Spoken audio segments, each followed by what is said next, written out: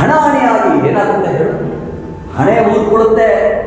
ನಾವು ಚಿಕ್ಕವರಿದ್ದಾಗ ಆಗುತ್ತಲ್ಲ ಹಾಗೆ ನನ್ನ ಹೆಂಡತಿ ರುಕ್ಕು ಬಹಳ ದುನ್ನೆ ಮಾಡ್ಕೊಳ್ತಾರೆ. ನಾನು ಅದನ್ನು ತಲೆ ಮೇಲೆ ಹೊತ್ಕೊಂಡು ಹೋಗಿ ಏಟಿದ್ದೀನಿ ಮಾರ್ಕೊಳ್ತೇನೆ. ಇನ್ನೇನು ಪೆನ್ಷನ್ ಸಿಗ್ಬಹುದು. ಜೋಯ್ಸ, ನಿನ್ನ ಮಗ ಸುಮ್ಮ ಅದ್ಯಾಕೆ ಬುಸ ಅಂತಿರ್ತಾನೆ.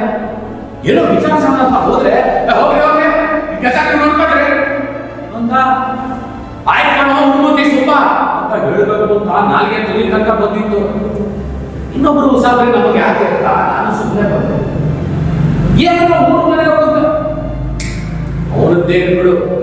ಈ ಕಾಲೇಜಿಗೆ ಹೋದವರ ಹಣೆ ಬರಹ ಎಷ್ಟು. ನನ್ನ ಗೆಳೆಯ ಬಂದಿದ್ದಾನೆ, ಅವನಿಗೆ ಮಾಡಿಸಿ ಪ್ರತಿಯೊಂದು ತೋರಿಸ್ಬೇಕು.